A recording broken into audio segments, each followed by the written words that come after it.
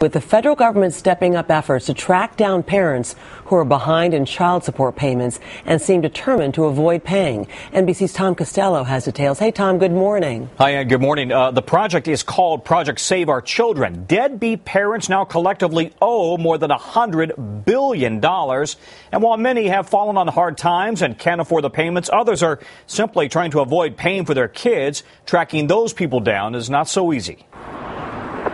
33, stand by. 7 a.m. in Arlington, Virginia. Sheriff's office. And with a stack of warrants, sheriff's deputies are hunting for deadbeat parents.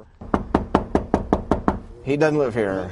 It's a weekly, even daily game of cat and mouse where dads and moms who are behind in child support by hundreds, thousands, even tens of thousands of dollars have become very good at slipping away. How often do you knock on a door like this and nobody's home?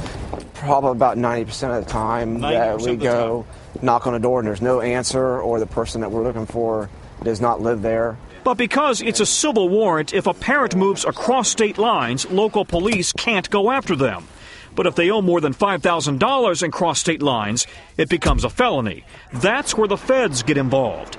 Gerald Roy is the HHS Deputy Inspector General. You're talking about a willful intent to avoid paying for your children, for their livelihood, for providing the basics that they so deserve.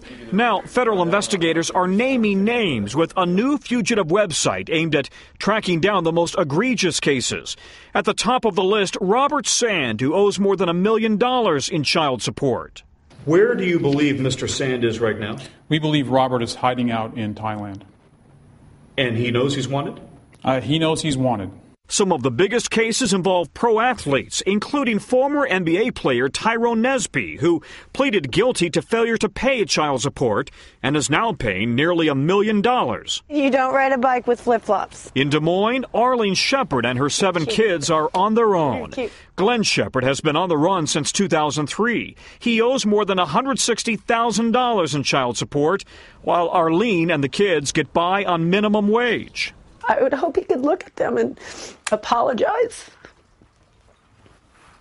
I don't think that anything can take it away, the pain, the anger, the hurt, sadness. But I would hope he would be able to apologize to him. Just after Christmas, police caught up with Glenn Shepard in Arizona.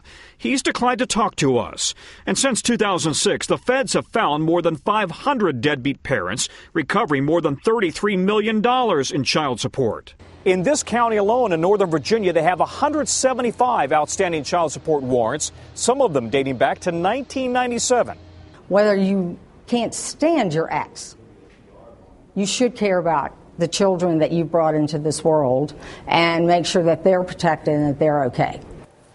The feds are now working 170 investigations involving the most egregious cases of deadbeat parents. And by the way, fleeing the country won't necessarily mean that those people are free. The FBI and even Interpol have now been used to track deadbeat parents who are overseas. Ann? All right, Tom Costello, thank you so much for that.